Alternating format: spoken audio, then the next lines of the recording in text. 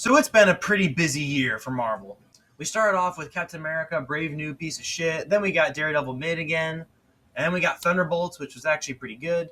And we got Fantastic Four, which was fine. And now we have Spider-Man brand new day news. And I gotta say, a lot of it looks really fucking promising.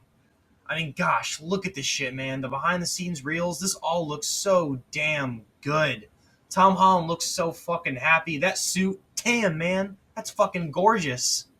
And the practical shit, oh my lord, I have waited so fucking long to see Spider-Man not look like a fucking cartoon. Like, look at this shit. It's magnificent. And there's so much shit that I want to praise. But I think by now, you all know that I'm a bitter little piece of shit. And I'm a fucking fanboy. So it's only logical that underneath all of this positivity, there has to be something that I have a problem with. I know. MCU Spider-Man hate is so exhausting. Even MCU Spider-Man haters have turned and said, yeah, this looks pretty fucking good. And it does, don't get me wrong. I get it. I really do. The director is a great choice. And it looks like he's doing a great job. I love the emphasis on practicality, the practical swinging. Oh, it looks so damn good. I'm so excited. But I'm sorry, guys. There's just one really big thing that bothers me. If there's one word to describe the MCU Spider-Man's main issue in all of these movies, I would say it's independence. And if I could phrase it in the form of a question, I would say, why can't Spider-Man be alone?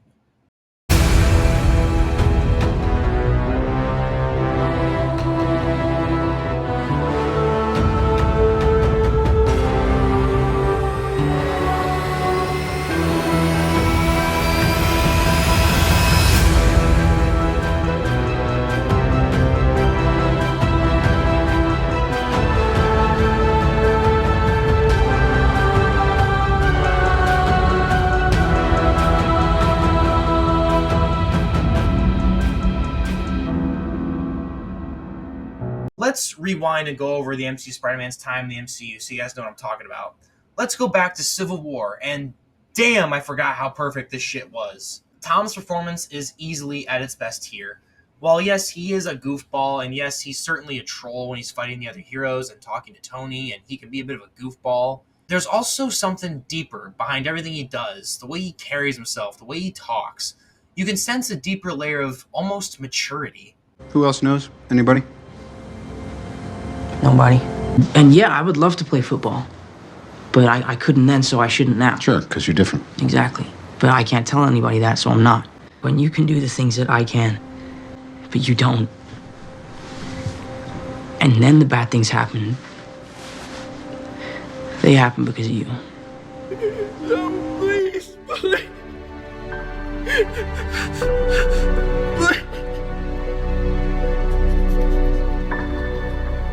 It feels like the Spider-Man has gone through some shit. Maybe nothing as major as what he'll go through later in life, but something has happened. And he knows how important this responsibility is for the world. Like, just look at the way he carries himself when talking to Captain America. That's fucking Spider-Man, bruh. Like, the way he carries himself there, the way he's sitting down talking to him, that feels like it's ripped straight out of a comic book. And even when he says to him, Stark tell you anything else?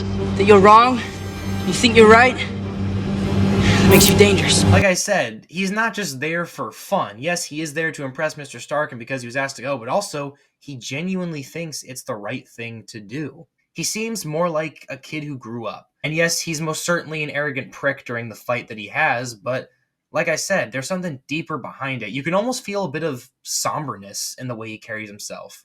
He's not just here for fun. He's here because it's his responsibility. Because he's a genuine hero. And that's who Spider-Man is. He doesn't feel like just an immature, dumbass 10-year-old. Excuse me, sir! I can help! Let me help! I'm really strong and I'm sticky! He feels like a genuine 15-year-old with the weight of the world on his shoulders. Then we get to the home trilogy, where all the maturity is immediately stripped away. Instead of a teenager with a lot of responsibility on his shoulder and a lot of maturity, he now feels like a 10-year-old inside the body of a teenager, and it's distracting. Come on! What happened to your voice? What do you mean, what happened to my voice? I heard you by the bridge. I know what a girl sound like. I'm not a girl, I'm a boy. I mean, I'm a man. Target is Brad Davis. Initiating strike. Initiating what now? Intercept point determined.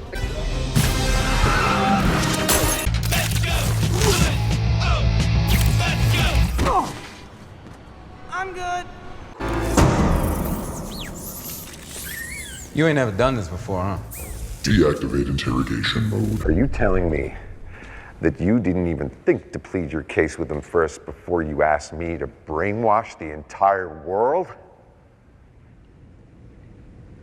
Well, I mean, when you put it like that. Can't you just be a Friendly neighborhood Spider-Man? But I'm ready for more than that now. No, you're not. I'm really strong and I'm sticky. Even the way he talks and carries himself, it just feels like a completely different person. The way he so lackadaisically goes about his day, the amount of fun that he has, it's just different. He doesn't carry himself like he did when talking to Captain America. That thing does not obey the laws of physics at all. Look, kid, there's a lot going on here that you don't understand. Stark said you'd say that. Wow. You have a metal arm? That is awesome, dude. You have the right to remain silent. His humor is far more immature and frankly unfunny than it was in Civil War. And he feels more like a fun, generic MCU character being mentored by Tony rather than a genuinely funny, mature hero. It feels like a 12-year-old's idea of what a teenager is, and it's just completely wrong. And among other things, in this film, he severely lacks dependence. He goes through this arc of trying to be his own man and learning that the Avengers is not what he needs, and he needs to just be himself. And that's fine. I think it feels like a completely different character than what we got in Civil War, but for the most part, this arc is fairly okay. Thank you, Mrs. Stark. But I'm good. You're good? Good. How are you good? But I mean, I'd rather just stay on the ground for a little while. Friendly neighborhood Spider-Man. You know, somebody's gotta look out for the little guy, right? And then we get to Far From Home, and we go in a circle because he learns the exact same fucking thing, only without Tony. This film is about Peter dealing with Tony's legacy, and the idea of living up to it, and then learning at the end of it that he just needs to be himself. You got gifts, Parker, but you didn't want to be here. Mr. Fury, But you've got to decide whether you're going to step up or not. You're not Iron Man. You're never gonna be Iron Man. Nobody could live up to Tony. Not even Tony. Tony was my best friend. And he was a mess. He second-guessed everything he did. He was all over the place. The one thing that he did that he didn't second-guess was picking you. By using Tony's technology to create his own Spider-Man suit and listening to AC/DC, which is what Tony primarily listened to. Oh, I love Led Zeppelin. And once again, he is relying on other MCU characters. Nick Fury, Talos, and Maria Hill, Talos' wife. And of course the rest of S.H.I.E.L.D., and even Mysterio for a minute has to mentor him. Spider-Man still is not allowed to be on his own. And of course, in the Avengers movies, he's obviously not alone by default. And we get to No Way Home, and yet again, he is there with Doctor Strange and 2 other Peters to help him and mentor him and teach him that getting revenge is wrong. And that's good. I like that aspect of No Way Home. But No Way Home ends with this wonderful promise. And even though the final swing is kind of lackluster, it's still a really beautiful promise. That promise being that Peter is finally on his own now. He's almost grown up. He's finally mature enough to live on his own, to be his own man, to be Spider-Man. Some people even say this whole trilogy was him becoming Spider-Man. And while I mostly disagree with that idea, I do think there's a grain of truth to it and I can understand it. Peter finally doesn't need the rest of the world's help. He is comfortable being on his own. And there's so many opportunities you can do with this. The idea of a Spider-Man that knows what the main canon is, canon events like Gwen Stacy's death, Captain Stacy's death, Norman becoming Green Goblin, Otto Octavius becoming Dr. Octopus. The idea of a Spider-Man now going through life trying to avoid these canon events, you could do a lot of really good shit with that. What happens when he meets Harry Osborn and he hears the last name Osborn? Does he form a friendship with him and keep an eye on him? Or does he ever fully learn to trust him and then get betrayed by him? Will Harry become this world's Green Goblin? Will we even get a Harry Osborn? Like I said, man, the opportunities are endless. You can do a lot of really good shit with that. Will he meet someone known as Gwen Stacy and look after her to make sure she lives in this universe? Who knows? Like I said, there's a lot of interesting shit you can do here. And they might very well do that. But you know the title of the video. The one problem I have is, yet again, Peter is not allowed to be on his own. Every Spider-Man movie has to have a major MCU character or cameo, And now I have Brand New Day, which genuinely looks really good. Probably going to be the best one out of all the Tom movies. But we have fucking Hulk. Damn. Yes, Hulk is officially confirmed to be in Spider-Man Brand New Day, along with John Berthal's Punisher.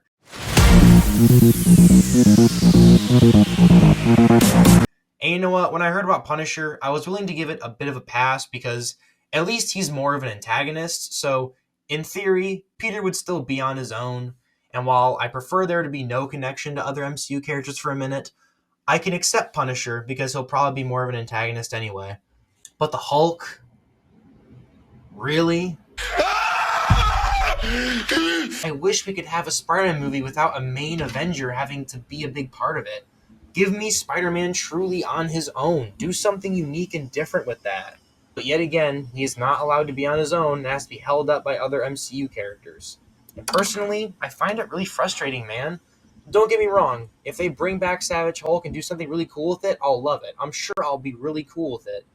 But man, I can't help but wonder if it'd be better if we just save the story for another day, man.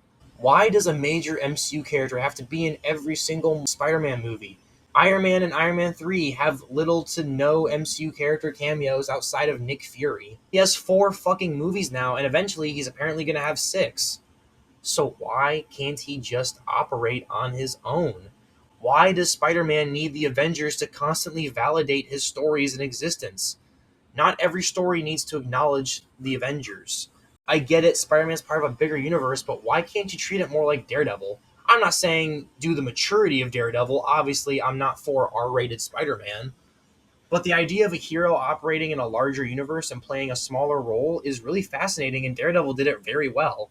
Why can't you do the same thing for some of these movies? Like I said, don't get me wrong, I'm sure they can do a lot of good stuff here, but I can't help but be distracted by the fact that we still don't have a Spider-Man who's on his own.